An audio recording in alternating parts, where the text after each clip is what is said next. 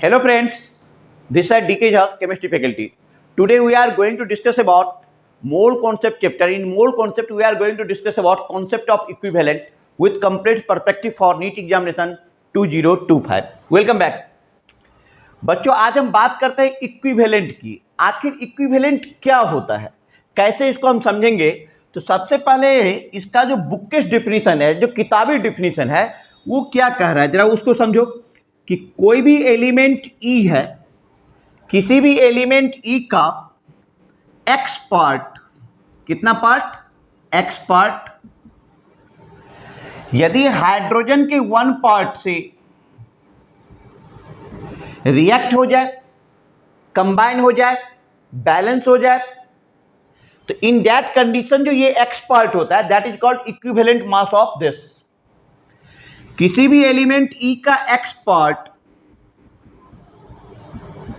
यदि ऑक्सीजन के 8 पार्ट से रिएक्ट हो जाता है, बैलेंस हो जाता है, कंप्लीटली कंबाइन हो जाता है, इन दैट कंडीशन ये एक्स पार्ट क्या हो जाएगा, इसका इक्विवेलेंट मास। किसी भी एलिमेंट ई का एक्स पार्ट यदि क्लोरीन के 35.5 पार्ट से रिएक्ट हो जाए, बैलेंस हो जाए या कंप्लीटली कंबाइन हो जाए, इस कंडीशन में एक्स पार्ट इसका इक्विवेलेंट मास हो जाएगा। या किसी भी एलिमेंट ई का एक्स पार्ट सिल्वर के 108 पार्ट से रिएक्ट हो जाता है, बैलेंस हो जाता है या कंप्लीटली कंबाइन हो जाता है, इन दैट कंडीशन वो एक्स पार्ट उसका इक्विवेलेंट मास हो जाएगा। इसको नटसेल में यदि आप बात करें तो इक्विवेलेंट मास क्या होता है कि किसी भी एलिमेंट का एक्स पार्ट यदि हाइड्रोजन के 1 पार्ट से या ऑक्सीजन के 8 पार्ट से या क्लोरीन के 35.5 पार्ट से या सिल्वर के 108 पार्ट से रिएक्ट हो जाता है, बैलेंस हो जाता है, कंप्लीटली कंबाइन हो जाता है, इन दैट कंडीशन वो एक्स पार्ट जो होगा वो इसका इक्विवेलेंट मास हो जाएगा। अब इक्विवेलेंट मास जो है तो काफी क्रूशियल कॉन्सेप्ट है, इसको आपको समझना, काफी अच्छे ढंग से समझना काफी ज्यादा ही जरूरी है नीट एग्जाम के लिए। कैसे करेंगे, चलो ये तो बुकिश डिफिनीशन है, अब हम टेक्निकली लेते हैं कि एक्चुअली में हम इक्विवेलेंट मास किसका निकालते हैं। तो हम इक्विवेलेंट मास निकालते हैं एटम का या मॉलिक्यूल का। तो एक एक करके देखो कि हम जो इक्विवेलेंट मास निकालते हैं वो किसका निकालते हैं, एटम का या मॉलिक्यूल का। तो इक्विवेलेंट मास यदि आप एटम की बात कर रहे हो तो एटम के केस में जो इक्विवेलेंट मास हो जाएगा ये हो जाएगा आपका atomic mass upon valency, upon valency. Molecule के केस में इक्विवेलेंट मास हो जाएगा molecular mass, molecular mass upon N factor, N factor. अब हम एक एक करके डिस्कशन करने जा रहे हैं। जैसे हाइड्रोजन है, एटॉमिक नंबर कितना है 1, तो 1s1, तो हाइड्रोजन का वैलेंस इलेक्ट्रॉन कितना है 1 और वैलेंसी भी कितना है 1, इसलिए इक्विवेलेंट मास हाइड्रोजन का हो जाएगा 1/1 इक्वल टू 1। यदि आप ऑक्सीजन की बात करते हैं तो ऑक्सीजन का एटॉमिक नंबर कितना होता है 8, इलेक्ट्रॉनिक कॉन्फ़िगरेशन क्या हो जाएगा 1s2, 2s2, 2p4। Balance electron कितना है इसके पास 6, 4 अब प्लस 2 6। लेकिन वैलेंसी कितना है, ऑक्सीजन का वैलेंसी कितना होता है 2। तुम बोलोगे सर कैसे, तो बेटा वैलेंसी जो होता है ये होता है combining capacity of an element. अब जब आप 2p4 की बात कर रही हो तो 2p, p में कितने ऑर्बिटल होते हैं 1 2 3, तो 2p4 तो 1 electron, second electron, third electron. अब यहां पे डाल दो आप फोर्थ इलेक्ट्रॉन, तो अनपेयर्ड इलेक्ट्रॉन यहां पे कितना रह रहा है 2, तो जो अनपेयर्ड इलेक्ट्रॉन है वही तो पेयर्ड होगा।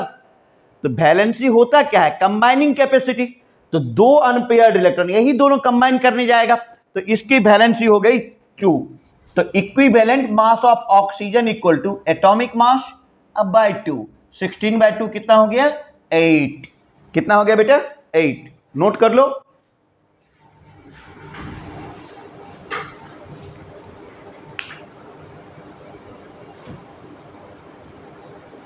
अब दिखाई दे रहा है? सॉरी, चलो आगे बढ़ते हैं। अब हम बात करते हैं एन फैक्टर का। नोट कर लो। अब बच्चों हम बात करते हैं एन फैक्टर का। जब आप मॉलिक्यूल के बारे में बात कर रहे थे तो मॉलिक्यूल का जो इक्विवेलेंट मास निकलता है ये कैसे निकलता है? It will be equal to molar mass upon N factor. अब दुनिया में मॉलिक्यूल का तो कोई कमी है नहीं, लाखों और करोड़ों के टर्म में है, तो इतने सारे मॉलिक्यूल का एन फैक्टर हम कैसे याद रखेंगे? It's simply not possible. इस कंडीशन में हमें करना क्या होता है कि हम इन सारे कंपाउंड्स को क्लासिफाई कर देते हैं, एसिड में, बेस में, सॉल्ट में, और जो एसिड, बेस और सॉल्ट में नहीं आएगा उसको हम लेके चले जाएंगे ऑक्सीडाइजिंग एजेंट में और रिड्यूसिंग एजेंट में। इस टाइप से हम एन फैक्टर हर एक का अलग अलग निकालेंगे। चलो सबसे पहले हम बात करते हैं एसिड का। फॉर एसिड, यदि आप एसिड के लिए बात करते हो तो एसिड के लिए एन फैक्टर क्या हो जाएगा? ये हो जाएगा आपका number of replaceable H plus ion. कोई भी एसिड कितना H प्लस दे रहा है वो इसका क्या हो जाएगा? एन फैक्टर हो जाएगा। तो एन फैक्टर हो जाएगा number of replaceable H plus ion. जैसे कि मान लो कि हमारे पास है HCl, अब HCl को हमने ब्रेक कर दिया, H पॉजिटिव और Cl नेगेटिव। तो HCl के केस में क्या देख रहे हैं आप कि कितना H प्लस रिप्लेस हो रहा है? तो यहाँ पे जो H प्लस रिप्लेस हो रहा है ये हो गया N equal to 1, equivalent mass equal to molar mass of HCl अब बाय 1। तो एसिड के लिए एन फैक्टर हो जाता है number of replaceable H plus ion bye 1। ठीक है, अब मैं एग्जांपल को थोड़ा सा बढ़ाता हूं। Now we are talking about H2SO4। H2SO4 इसका ब्रेकअप दो तरीके से हो सकता है। H2SO4 ब्रेक हो सकता है H positive plus HSO4 negative, and यही H2SO4 आपको ब्रेक हो सकता है 2H positive plus SO4 2 negative. जब आप पहले रिएक्शन की बात करते हैं फर्स्ट रिएक्शन में, तो फर्स्ट रिएक्शन में कितना H प्लस रिप्लेस हो रहा है? 1। तो फर्स्ट रिएक्शन के लिए एन फैक्टर हो गया 1, equivalent mass equal to molar mass अब बाय 1। तो पहले रिएक्शन के लिए जहां पे सिर्फ एक ही H प्लस रिप्लेस हो रहा है, इक्विवेलेंट मास ऑफ H2SO4 वो कितना हो जाएगा? Molar mass by 1। जब आप सेकेंड रिएक्शन की बात करते हैं तो सेकेंड रिएक्शन में कितना H प्लस रिप्लेस हो रहा है? 2। इस कंडीशन में एन फैक्टर कितना हो गया? 2, और equivalent mass equal to m by 2, क्योंकि यहां पे दोनों का दोनों हाइड्रोजन रिप्लेस हो रहा है। Note down.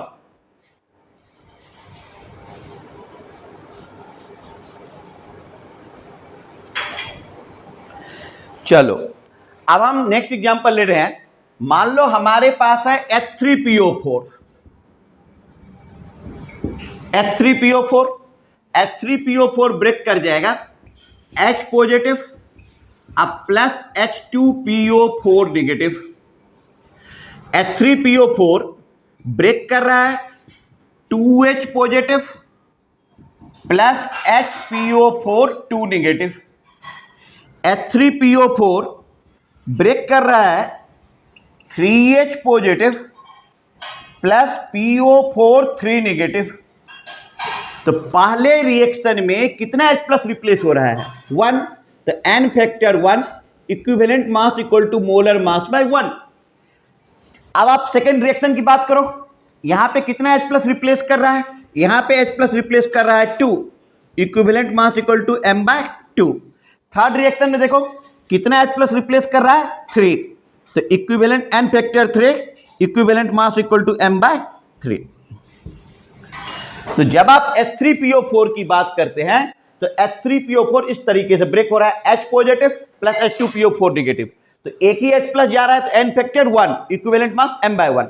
सेकेंड केस में H3PO4 2H positive plus HPO4 2 negative. अब इस केस में बेटा 2H प्लस रिप्लेस हो रहा है, n factor 2 equivalent mass m/2।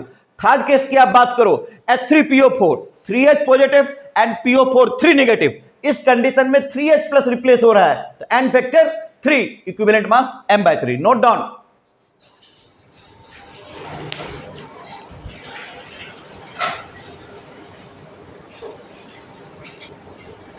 देखो, सबसे जो जरूरी बात है वो ये समझना है कि जो ये H प्लस जो रिप्लेस हो रहा है, इसको ये तुम समझ लो ऐसे कि ऑक्सी एसिड एक टर्म होता है। ऑक्सी एसिड, ऑक्सी एसिड का मतलब हो जाता है कि एसिड में ऑक्सीजन भी अवेलेबल हो। Acid plus oxygen, acid plus oxygen. अच्छा, यहां पे रूल क्या कहता है कि in case of oxy acid, in case of oxy acid, only those hydrogen atom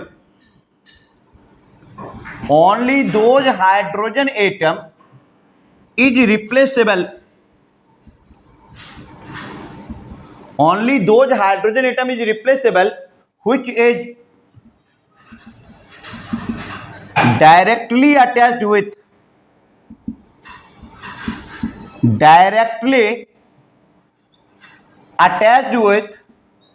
oxygen atom. ये क्या कह रहा है कि ऑक्सी एसिड के केस में सिर्फ वही हाइड्रोजन एटम रिप्लेस करेगा जो किससे अटैच होगा, ऑक्सीजन से। अब यहां पे एग्जांपल देखते चलो। हमने लिया H2SO4, HO SO OH। अब यहां पे हम देख रहे हैं कि H2SO4 के केस में one hydrogen atom attach with oxygen atom, second hydrogen atom also attach with oxygen atom. तो यदि एक ही रिप्लेस करेगा तो इक्विवेलेंट मास m/1, दोनों रिप्लेस कर जाएगा तो इक्विवेलेंट मास m/2। आप सेकेंड एग्जांपल ले लो कि H3PO4, HO PO OH OH। अब ये हाइड्रोजन एटम किससे अटैच है, ऑक्सीजन से। ये हाइड्रोजन एटम किससे अटैच है, ऑक्सीजन से। ये हाइड्रोजन एटम किससे अटैच है, ऑक्सीजन से। यदि एक ही जाएगा रिप्लेस करता है तो आंसर m/1, दो रिप्लेस करेगा आंसर m/2, तीनों रिप्लेस कर जाएगा आंसर m/3, m/3। तो ये आपको ध्यान रखना है कि कितना हाइड्रोजन एटम डायरेक्टली ऑक्सीजन से अटैच है, सिर्फ वही रिप्लेस करेगा, वही n फैक्टर होगा, वही आपके इक्विवेलेंट मास को डिसाइड करेगा। चलो अब हम नेक्स्ट एग्जांपल ले रहे हैं। जैसे हमने लिया बेटा H3PO3, HO PO OH। देखो, देखने से लग रहा है कि यहां पर भी 3 हाइड्रोजन एटम रिप्लेस करेगा, लेकिन नहीं। जब आप स्ट्रक्चर देखोगे तो एक हाइड्रोजन एटम जो कि ऑक्सीजन से अटैच है, सेकेंड हाइड्रोजन एटम ऑक्सीजन से अटैच है, लेकिन आप थर्ड हाइड्रोजन एटम को देख लो, ये ऑक्सीजन से अटैच नहीं, ये फॉस्फोरस से अटैच है। और क्योंकि ऑक्सीजन बहुत ज्यादा हाईली इलेक्ट्रोनेगेटिव होता है, इसलिए इस पे पॉजिटिव चार्ज डेवलप हो जाएगा, इसलिए इस पे पॉजिटिव चार्ज डेवलप हो जाएगा। इसीलिए ये हाइड्रोजन एटम रिप्लेसेबल है, ये हाइड्रोजन एटम रिप्लेसेबल है। तो एक ही रिप्लेस करता है तो m/1, और यदि दो रिप्लेस करता है तो m/2। लेकिन किसी भी कंडीशन में इसका आंसर m/3 नहीं होगा, क्योंकि तीसरा हाइड्रोजन एटम यहां पर रिप्लेस नहीं करेगा। Note down.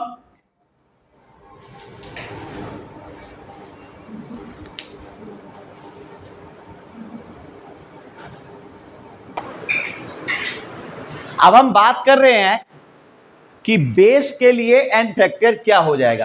तो जब आप बेस की बात करेंगे तो ये देखो, हमने लिया बेस। बेस के लिए n फैक्टर हो जाता है number of replaceable OH minus ion. जितना OH माइनस आयन रिप्लेस करेगा वही उसका n फैक्टर हो जाएगा। हमने लिया NaOH, MgOH whole twice, AlOH whole thrice. NaOH break कर रहा है, Na positive plus OH negative. तो यहां पर कितना OH माइनस जा रहा है, 1। तो यहां पे n factor 1, equivalent mass m/1। हमने लिया MgOH होल ट्वाइस, तो Mg2 positive plus 2 OH negative. यहां पे कितना OH माइनस जा रहा है, 2। तो n factor 2, equivalent mass m/2। हमने लिया AlOH होल थ्राइस, तो Al3 positive plus 3OH negative, तो n फैक्टर 3, इक्विवेलेंट मास m/3। नोट डाउन, नोट कर लो।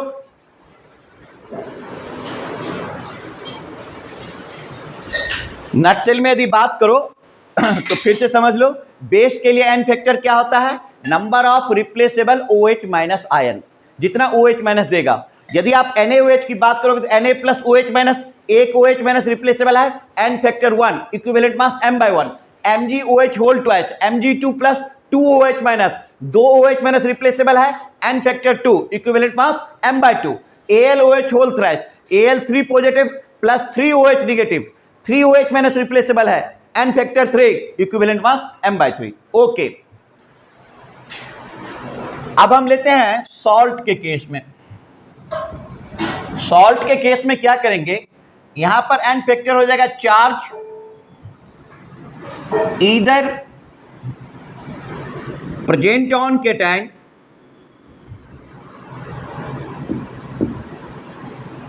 और ऑन एनाइन। केटाइन पे जितना चार्ज होगा या एनाइन पे जितना चार्ज होगा। हमने लिया NaCl, Na positive Cl negative. Cation पर कितना चार्ज है 1, एनाइन पे कितना चार्ज है 1, तो n factor 1, equivalent mass m/1।